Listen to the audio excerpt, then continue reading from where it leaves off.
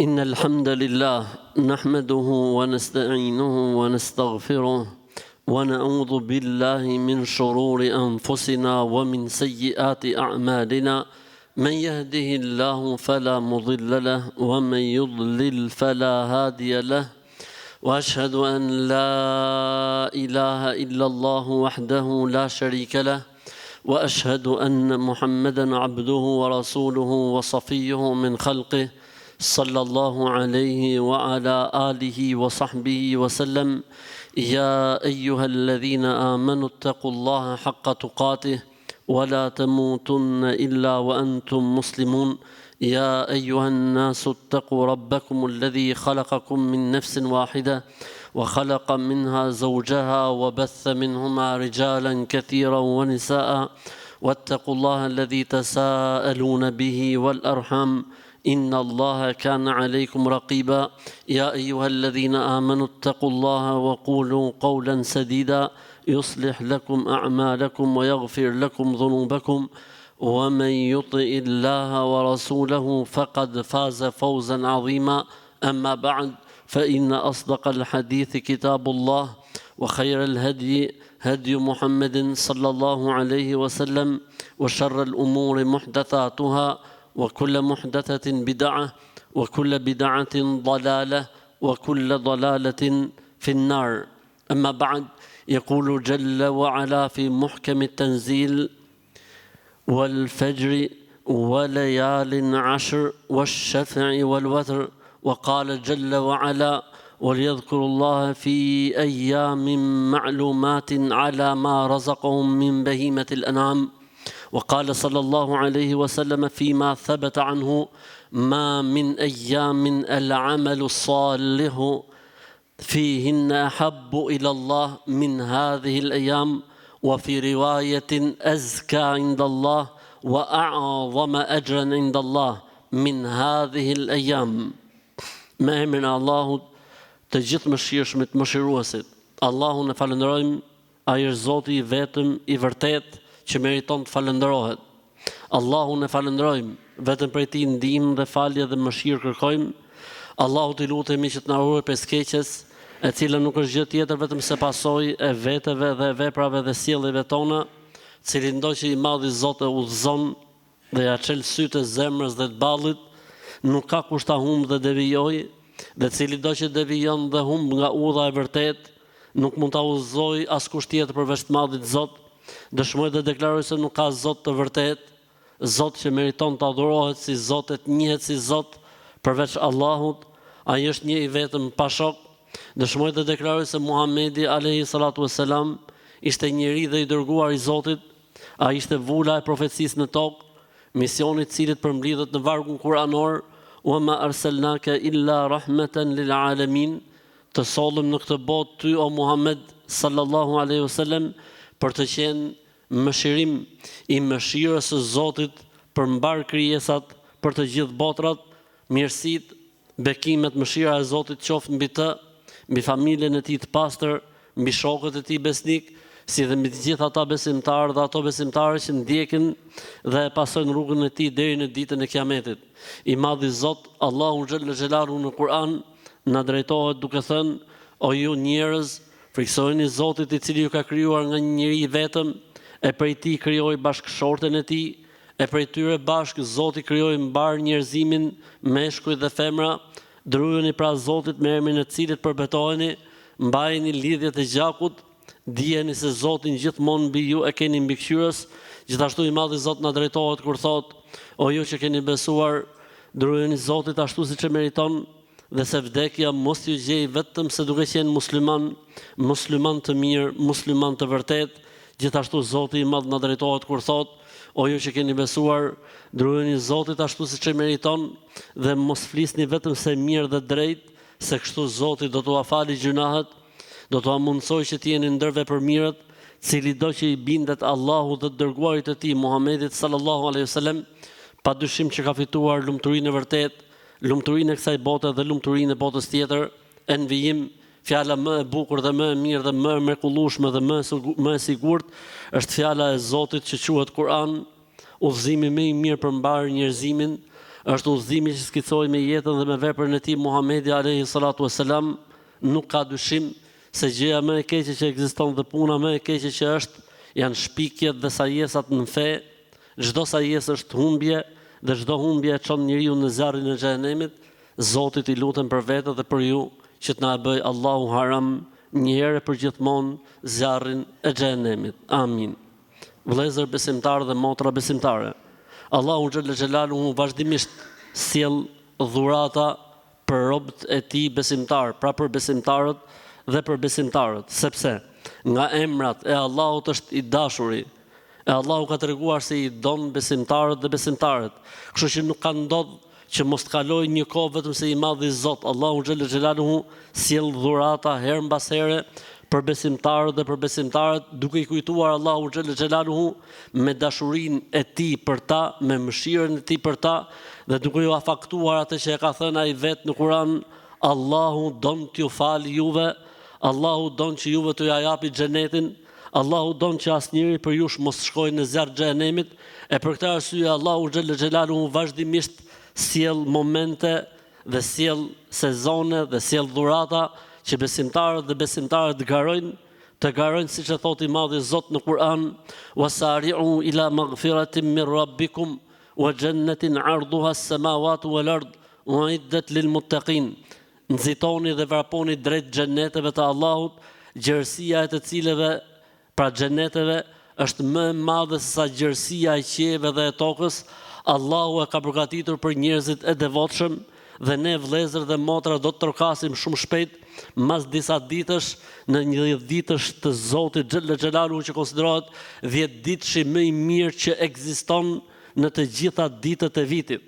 Ashtu siç është 10 netëshi i fundit i Ramazanit, 10 netëshi më i mirë i vitit që ekziston, sepse në të Zoti ka fshehur natën e Kadrit, do të hymë në 10 ditëshin e Dhulhixhes, i cili është 10 ditëshi më i mirë i krijuar nga Allahu xhalla xhelaluhu, sepse në të ndodhen 2 ditët më të mira të Zotit, dita e Kurban Bayramit, për cilën pejgamberi sallallahu alajhi wasallam ka thënë, dita më e mirë e Allahut në tokë është dita e Kurban Bayramit, që i bie të jetë dita e 10 e këtij 10 ditëshi, dhe në të është dita e Arafatit, që është dita më e mirë dhe më e mrekullueshme dhe më e bukur për haxhit që prezantojnë atë ditë mëshirën dhe faljen e pakufishme të Zotit, por edhe për besimtarët e tjerë që nuk kanë mundësi të prezantojnë, ata prezantojnë faljen dhe mëshirën e Zotit, se kush agjeron në atë ditë, Allahu ja fal gjunahet e 2 viteve. Për këtë arsye jemi duke trokitur në një mirësi të madhe, për cilën i madhi Zot Allahu xhalla xhelaluhu në Kur'an është betuar duke thënë, dhe betohem në 10-shen, e kjo 10-she sipas komentatorëve të Kur'anit është 10-shja e Dhulhixhes e Zoti i Madh. Diku tjetër në Kur'an thot, përmendeni Allahun në 10-shen e ditur, dhe të gjithë komentatorët e Kur'anit, si Ibn Abbas radhiyallahu ta'ala anhu dhe të tjerë, thonë 10-sha e ditur është 10 ditëshi i Dhulhixhes. Pra përmendur në Kur'an 2 herë. Pastaj nëse do të flasim edhe për fjalën e të madhit Zot wash-shaf'i wal-watr, atëherë i bie që të jetë përmend ky 10 ditësh gjithsejt në Kur'an 3 herë, gjë që tregon rëndësinë dhe vlerën që ka tek Allahu xhalla xhelaluhu ky 10 ditësh. Për këtë arsye dhe pejgamberi sallallahu alaihi wasallam në disa hadithe shprehet duke thënë, nuk ka ditë që vepra e mirë të vlerësohet te Allahu siç vlerësohet në këto 10 ditë. Transmetimi tjetër, nuk ka ditë që të dojë Allahu veprat e mira siç i don në këto 10 ditë. Transmetimi tjetër, nuk ka ditë që adhurimet dhe përkushtimet ndaj Zotit të jenë më të shpërblyera te Allahu se sa këto 10 ditë. Për këtë arsye vëllezër dhe motra, vetë pejgamberi alayhi salatu wasalam, po edhe sahabët e tij, po edhe rruga e të hershmëve dhe rruga e dietarëve është që ne t'i kushtojmë rëndësi këtij 10 ditëshi, sepse Zoti i ka kushtuar rëndësi, sepse vetë pejgamberi sallallahu alajhi wasallam i ka kushtuar rëndësi, prandaj le të përgatitemi, prandaj le t'i presim me pendim, prandaj ta adhurojmë Zotin xhallal xhelalu sa më shumë në këto 10 ditë, pasi adhurimi në këto 10 ditë, siç e tha pejgamberi sallallahu alajhi wasallam, nuk është si në asnjë kohë tjetër të vitit, madje adhurimet e këtij 10 ditëshi janë më të vlerësuara te Allahu xhallal xhelaluhu se adhurimet e ditëve të Ramazanit. Prandaj t'i japim rëndësinë e duhur, prandaj t'i përkushtohemi, sepse njeriu nuk dihet se ku e fiton kënaqësinë e Allahut xhalla xhelaluhu, e kjo është një dhuratë nga i Madhi Zot për gjithë secilin prej nesh, e neve na takon që ta presim këtë dhuratë me mirësi, e ta presim me kënaqësi dhe me përkushtim, e t'i japim hakun inshallahu taala. Çfarë është më e mira që të bëhet në këto 10 ditë? Sipas hadithit që ne cituam më herët, çdo vepër e mirë, çdo vepër e mirë në këtë 10 ditë është më e vlerësuar, më e shpërblyer dhe më e dashur te Allahu xhalla xhelaluhu se çdo vepër tjetër. Aq shumë i ka kushtuar rëndësi pejgamberi sa kësaj fjalie, saqë sahabët, shokët e tij me të drejtë thanë: "Qalu wala al-jihadu fi sabilillah", thanë pejgamberi i Zotit, vepra e mirë në këto 10 ditë është më e mirë, më e dashur, më e vlerësuar te Allahu, madje edhe se sa xhihadi nëse bëhet në kohët e tjera të vitit. Qala wala al-jihadu fi sabilillah. Veprat e mira në këto 10 ditë shpërblehen te Allahu madje më mirë se sa xhihadi nëse do të bëhet në kohë të tjera të vitit. Subhanallah. Pastaj pejgamberi sa bëri përjashtimin: illa rajulun kharaja bi malihi wa nafsihi wa lam yarji' bi dhalika min shay, përveç rastit të një personit i cili ka shkuar në xhihad dhe ka marrë gjithë pasurinë me vete dhe jetën e tij me vete dhe nuk është kthyer me asgjë. Jemi në një ditë madhështor dhe të veçantë tek i Madhi Zot. Për këtë arsye, gjëja e parë që themi, çfarëdo që t'jepet prej mundësie në këto 10 ditë, mos e neglizho. Mos u fokuso në një gjë prej gjërave. A ka mundësi sa më shumë t'jepet mundësia të bësh, le të bësh, kjo do të ishte më perfeksioni, sepse është rasti dhe situata. Por dietarët dhe ata cilët i komentojnë ajetet dhe hadithet kanë përmendur dhe vepra, kanë përmendur dhe gjëra më specifike që mundet besimtari ti bëj në këto 10 ditë. Dhe për këtyre gjërave, vëllezër dhe motra, që përmendet në krye të listës, është kujdesi i njeriut për namazin e tij. Kujdesi i njeriut për namazin e tij, që do thotë falet rregullisht, mundësisht gjithmonë nëse janë mundësit të falet me xhamat nëpër xhamia, mos neglizhenca e syneteve të këtyne namazeve, mëngjesit 2, dreka 6, akshami 2 dhe jacia 2, kujdesi sidomos i namazit natës në këto 10 ditë, 9 ditë, sepse pastaj dita e fundit është dita Kurban Bayramit. Pejgamberi sallallahu alaihi wasallam ka thënë, namazi më i mirë që bën muslimani është namazi i natës mbas farzit. Kështu që nuk ka me namazin e natës, ndërsa për namazin e ditës pejgamberi sallallahu alaihi wasallam ka thënë, kush i fal 12 rekat namaz në një ditë natë, bëhet fjalë gjithmonë përveç farzit, Allahu xhel xelaluhu ja ndërton atij një shtëpi në xhenet. Namazi, kujdesi ndaj namazit, shtimi i namazit, namazi i natës, sepse është kohë e veçantë dhe koha më e mirë e zgjedhur e Allahut xhel xelaluhu. Gjë tjetër është agjërimi. Agjërimi i sa të mundesh prej këtyre 10 ditëve. A ka mundësi të gjitha, kjo do ishte shumë e mirë dhe e preferuar. Nëse arrin të bësh të 9-ta, sepse dita e fundit do të jetë e këtij do të jetë dita e Arafatit, sepse ditë Bajrami nuk lejohet ta agjërohet. Nëna e besimtarëve tregon prej veprave që pejgamberi sallallahu alaihi wasallam nuk i linte, prej veprave që pejgamberi sallallahu alaihi wasallam nuk i linte, ka renditur disa vepra, thot, dhe për këtyre veprave agjërimi i 9 ditëve të Dhulhixhes. Agjërimi i 9 ditëve të Dhulhixhes, transmeton Imam Ebu Daudi në Sunenin e tij dhe ka thënë Sheh Albani hadith i saktë. E cilësova këtë se ka ca njerëz të paditur dhe ignorantë që thonë s'ka argument për agjërimin e këtyre ditëve. Argumenti për agjërimin e këtyre ditëve është dysh. Argumenti i parë veprat e mira dhe argumenti i dytë cilësimi se pejgamberi sa sem i agjëronte këto 9 ditë, përveç se kur ishte në haxh, ajo është gjë tjetër pastaj nuk agjeronte pejgamberi sallallahu alajhi wasallam sepse ishte dita e Arafatit e kështu me radhë. Prej gjërave dhe prej veprave të mira, vëllezër dhe motra, që pëlqehen në këto 10 ditë është dhikri, përmendja e Zotit. Dhikri dhe përmendja e Zotit është diçka që kërkohet vazhdimisht prej nesh, sepse është si uji për jetën. Ku ka dhikr ka jetë, ku nuk ka dhikr dhe përmendje të Zotit mungon jeta. Ka thënë Zoti në Kur'an, ela bi dhikrillahi tatma'innul qulub. Me përmendjen e Allahut qetësohen, ushqehen, forcohen zemrat. Mirë po rasti i këtij 10 ditëshi është më i veçantë. Allahu e tha në Kur'an, wal yadhkurullaha fi ayyamin ma'lumat. E cilësoi Zoti, tha ta përmendin Allahun në ditët e njohura.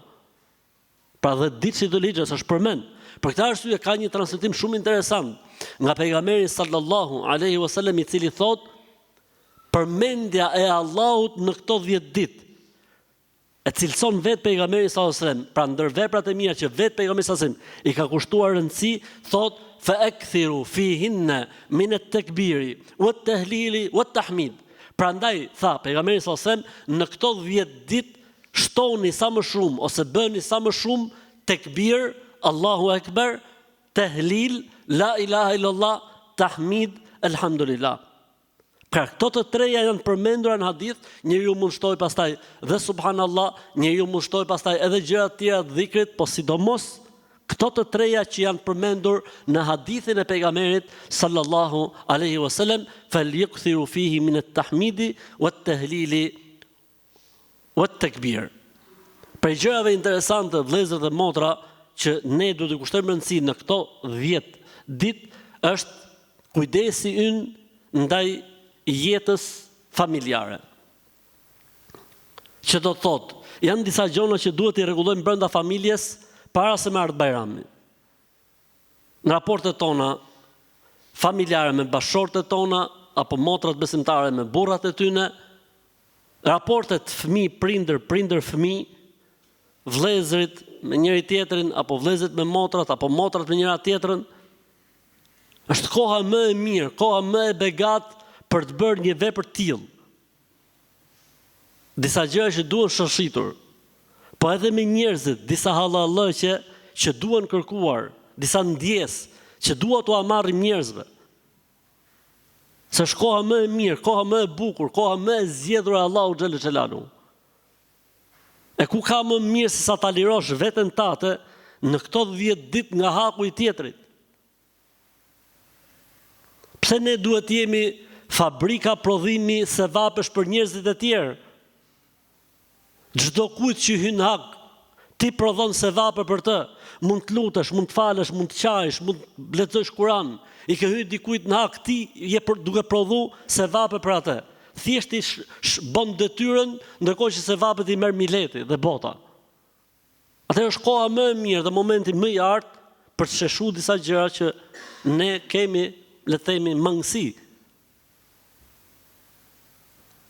Për gjërave interesante, vëllezër dhe motra, që porositet në këtë 10 ditë është dhënia e sadakas.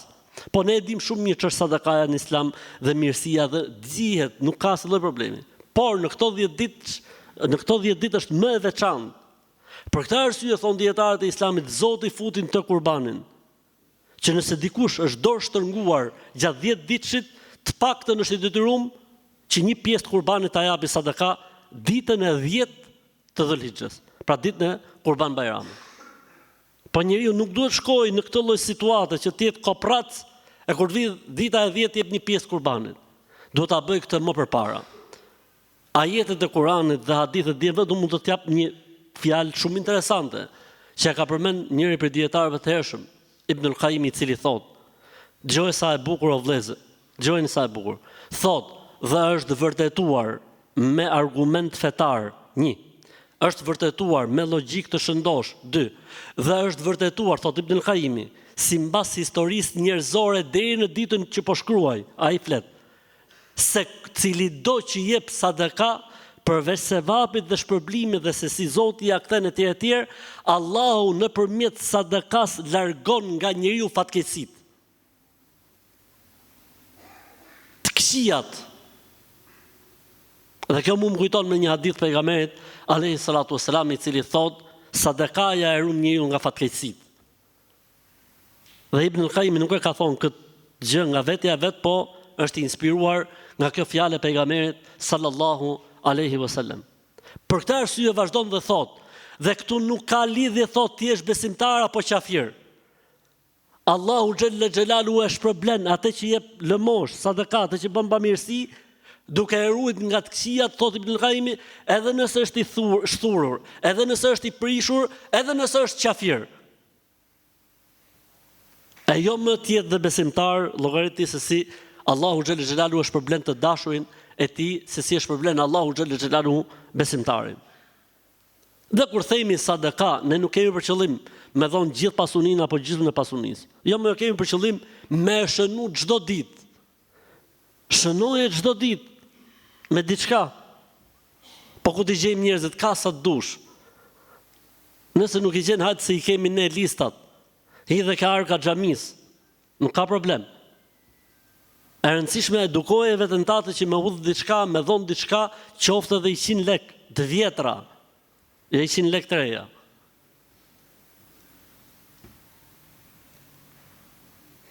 Prej gjërave të mira që nxitet për të besimtarin në këto 10 ditë është normalisht leximi i Kuranit. Po Kuranin ne lexojmë vazhdimisht dhe duhet ta lexojmë. Dakor, dihet. Po si në këto 10 ditë, si shpërblehet Kurani nuk shpërblehet në asnjë kohë tjetër të vitit. Koha më e dashur, më e mirë dhe më e zgjedhur dhe më e vlerësuar te Allahu xhalla xhelalu. E pse mos ja vëmë detyrë vetes tonë që në këtë 10 ditë për shembull të bëjmë khat me Kur'anin. Ta mbyllim Kur'anin nga fillimi deri në fund. Një gjysmë khat me Kur'anin.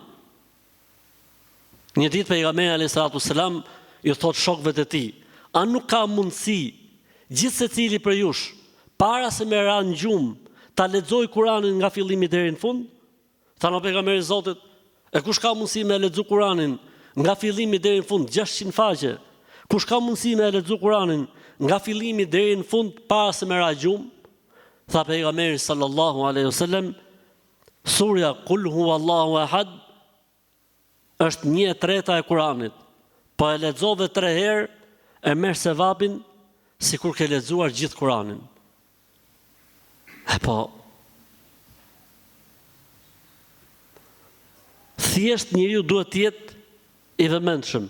Thjesht njeriu duhet të përcaktoj pikat e rëndësishme dhe synimet e tij në këtë 10 ditësh të Ramazanit.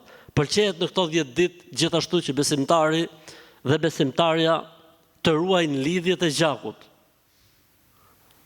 Pra mos e lë për Bajram vizitën, po kujtohu pak përpara, ndoshta kanë në hall, ndoshta kanë në siklet, njerëzit e gjakut, njerëzit e afërt. Sepse lidhja e gjakut është porosi e Zotit në Kur'an. Lidhja e gjakut është ajo që gjëja e parë që është ngrit para Zotit, masi Zoti ka krijuar gjithçka. Lidhja e gjakut ka thonë: o Zoti im, me leje. Ka thonë Zoti: fol. Po unë çfarë pozicioni do të kem? Çfarë rëndësie më ke dhënë ti mua Zot? Ka fol lidhja e gjakut. Po si fol lidhja e gjakut? Çfarë është? Është ghaib. Nuk futemi se si ka ndodhur dhe çfarë ka ndodhur. I ka thënë Allahu xhalla xhelaluhu: a nuk je e kënaqur që unë t'i maj lidhjet me atë që i man lidhjet me ty dhe t'i shkëpus lidhjet prej atij që i shkëput lidhjet prej teje? Jo vetëm ka që vëllezër dhe motra, por ka një hadith bukur pejgamberit alayhi salatu sallam që thot: 2 gjëra jashtojnë ymrin dhe furnizimin e njeriu. 2 gjëra jashtojnë ymrin, jetën jashtojnë dhe furnizimin, i shtohet me bollik. Edhe njëra për këtyre gjërave çfarë është?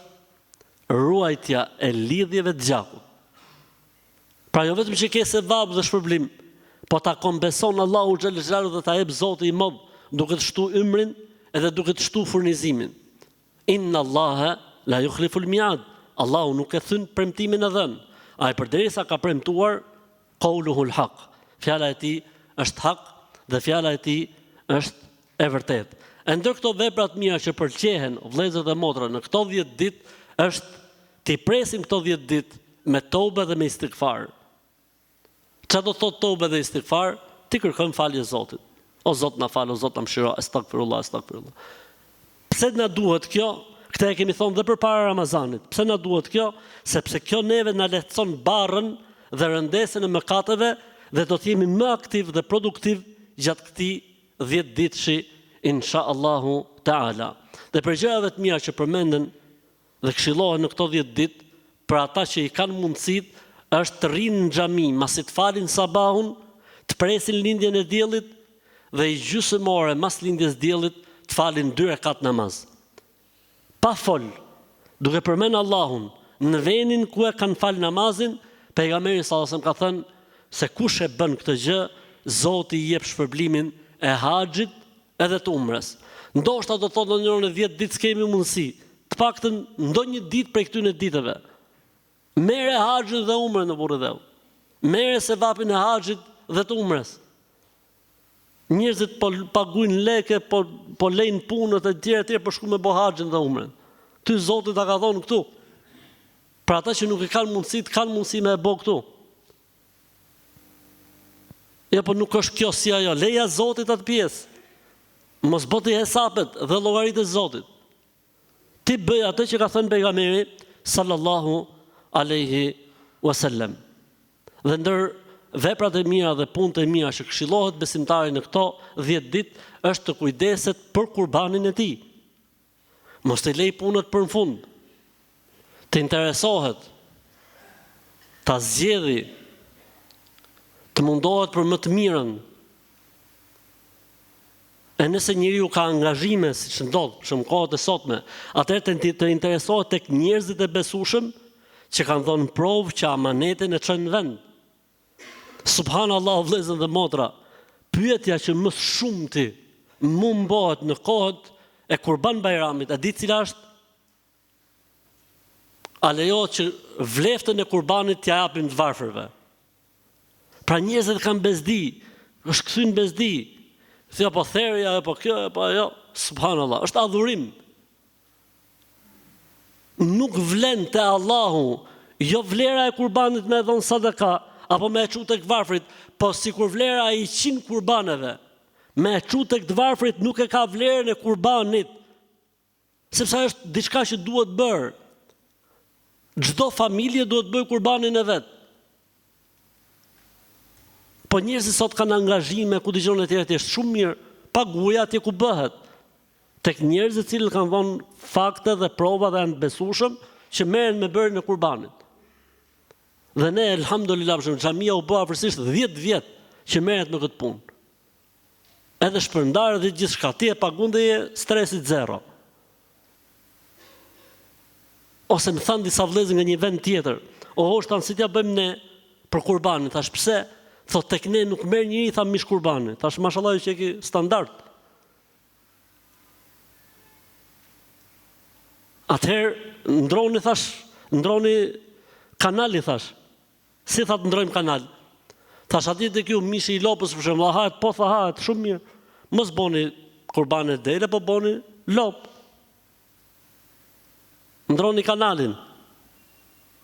Sepse kurbani mund të jetë dele, pra mund të jetë dash, mund të jetë dhi, mund të jetë lopë, kështu me radhë, siç dihet, llojet e kurbanit dhe moshat ndryshojnë nga kafsha në kafshë. Do të thonë nuk kanë të gjitha të njëjtën moshë, po duhet plotësoj një kriter moshe të caktuar, baktit e imta dhe baktit e trasha. Pra ideja është një adhurim që duhet bërë. E nëse nuk ke mundësi apo ke angazhime dhe punë, atëherë dorëzoje atje ku është amaneti dhe ti tek Allahu je në rregull e ke kryer detyrën ndaj të Madhit Zot dhe ata janë të obliguar ta çojnë amanetin në vend, e nëse nuk e çojnë kanë mbërthon llogari përpara Zotit xhelalu, po unë nuk besoj se dikush ja vën gjoksin kësaj pune e të bëj lojra me lekët dhe me amanetet e njerëzve. Për gjërave të pëlqyeshme dhe që i kushtohet rëndësi në këto 10 ditë është dita e Arafatit, cilën e përmenda pak më herët. Pejgamberi sallallahu alajhi wasallam ka thënë, agjërimi i ditës së Arafatit i fshin gjunahet e 2 viteve. Dhe pejgamberi sallallahu alajhi wasallam nuk e ka paslon kurrë ditën e Arafatit pa agjëruar përveç se kur ka qenë në haxh. Pra i kushtohet rëndësi e veçantë agjërimit të kësaj dite. Vëllezër dhe motra, jemi përpara një mirësie të madhe. Kjo mirësi fillon me datën 28, po mund filloj edhe me 27, pa duhet me qenë gati, po themi me 28 siç është në kalendar, dhe t'i rrim gati kësaj pune, dhe duhet jemi të kujdesshëm ndaj disa gjërave që do i përmendim në hutbën e dytë, për ata të cilët do të presin kurban ose do të paguajnë kurbanin. Vëllezër dhe motra, në këto 10 ditë, cili do që do ta bëj kurbanin ose do të paguaj ai për kurbanin, i dërguari i Allahut sallallahu alaihi wasallam ka thënë, kush do të bëj kurban dhe futet 10 ditë i Dhulhixhes, mos të marrë gjë nga flokët dhe nga thonjt e tij. Mos të marrë gjë këtu nën kupton urdhrin e prerë, pra ndalohet, apo është mirë, preferohet. Shumica e dietarëve të Islamit nga mëdhëbet e njohura thonë, nuk është e preferuar, nuk është e pëlqyer. Se kjo është një nga 1 milion pyetje që bëhet në 10 ditë. Harrova, preva flokët, am quhet kurbani, preva thojt am quhet kurbani. O Zoti më thu ti që ky një i doli nga Islami, pse preu thojnë ose preu flokët. Shumica e mëdhëbeve të Islamit, pra dietarët Hanbelit, Shafiit, Malikit thonë jukre, është e papëlqyeshme.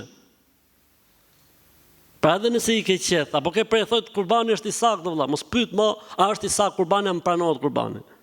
Iku kjo pjesë. Dhe ka një mendim që thotë jo, kjo është më mirë mos me e bë, por nëse e bën nuk ka asnjë problemi. As e urryer nuk është një mendim tek Hanefit.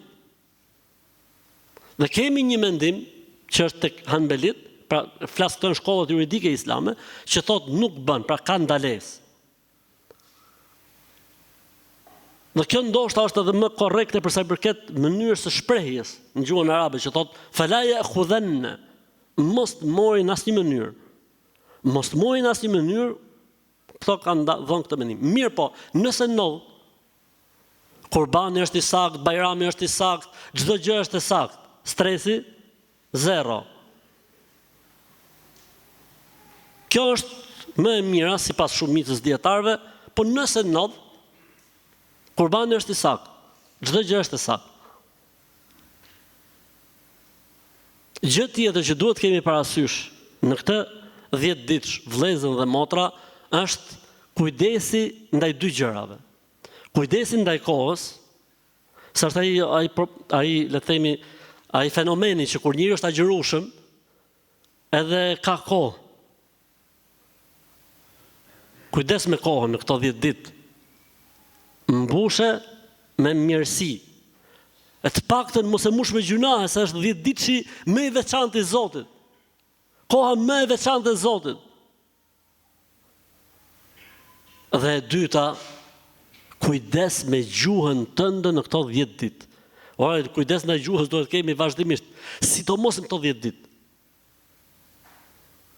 Sepse gjuha është organi që më së shumti e ngren njeriu dhe e lartëson, ose më së shumti njeriu e rrënon dhe e shkatron gjithçka. Për këtë arsye kanë baston disa nga sahabët dhe të parët tanë, nëse kanë trupin e njeriu diçka që meriton burgim përjetshëm, është gjuha e tij. Ose në hadithin e Muadhit, radhiyallahu ta'ala anhu, thanë nuk i zhyt njerëzit në zjarr të xhenemit më shumë se që zhyt e korrura e gjuhës së tij, ose të korrurat e gjuhëve të tyre. Prandaj të jemi të kujdesshëm gjithmonë, sidomos në këto 10 ditë.